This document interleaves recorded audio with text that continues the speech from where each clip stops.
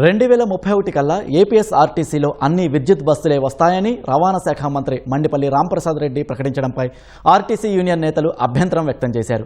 విద్యుత్ బస్సుల కొనుగోలుకు తాము వ్యతిరేకం కాదన్న నేతలు ఆ బస్సుల్ని ఆర్టీసీ ద్వారానే కొనాలన్నారు. ప్రైవేటు సంస్థ నుంచి కొనవద్దని డిమాండ్ చేశారు. ప్రైవేటు సంస్థల నుంచి కొనుగోలు చేయాలని నిర్ణయం తీసుకోవడం అంటే ఆర్టీసీని ప్రైవేటు పరం చేయడమేనని యూనియన్ నేతలు తెలిపారు. ప్రభుత్వ నిర్ణయానికి వ్యతిరేకంగా రాష్ట్ర వ్యాప్తంగా వివిధ రూపాల్లో ఆందోళనలు నిర్వహిస్తామని వెల్లడించారు. 7-8వ తేదీల్లో అన్ని బస్ డిపోల వద్ద నిరసన తెలుపుతామని, 9 నుంచి 18వ తేదీ వరకు ప్రజాప్రతినిధుల్ని కలిసి వినతి పత్రాలు అందిస్తామని చెప్పారు. అలాగే 19 నుంచి 20 వరకు రాష్ట్ర వ్యాప్తంగా ఉద్యోగుల సంతకాలు సేకరించి 27న కలెక్టర్ల ద్వారా ముఖ్యమంత్రికి పంపిస్తామని తెలిపారు. అప్పటికి ప్రభుత్వం స్పందించకుంటే జూలై చివరి నుంచి 3వ దశ ఆందోళన కార్యక్రమాలను ప్రారంభిస్తామని స్పష్టం చేశారు.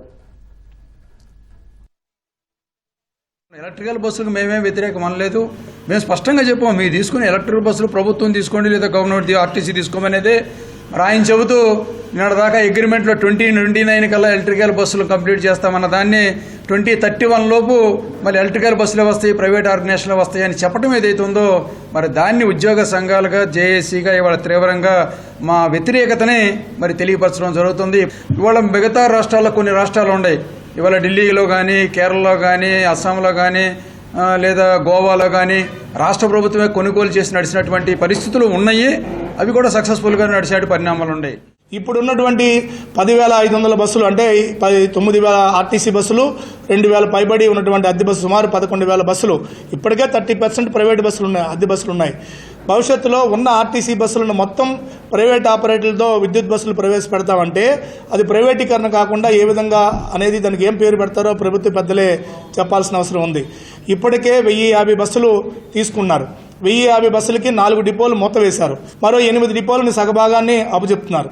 భవిష్యత్తులో తేబోతున్నటువంటి 1,450 బస్సులకు సంబంధించి మరో 29 డిపోలని ప్రైవేట్ ఆపరేటర్లు కట్టబెట్టే ప్రయత్నాలు చేస్తున్నారు.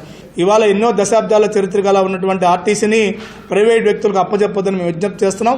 మేము రిక్వెస్ట్ చేసేది ఏంటంటే 300 కోట్ల రీయింబర్స్మెంట్ మాకు ఇస్తే ఇప్పుడు 160 కోట్లకు బదులు మరో 140 కోట్లు వస్తుంది.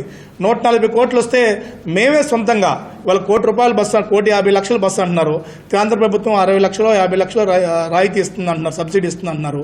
మేమే సొంతంగా 150 కోట్లు ప్రతి నెల 150 బస్సులు అంటే సంవత్సరానికి 2,000 బస్సులు సొంతంగా ఆర్టీసీ కొనుక్కునే పరిస్థితి.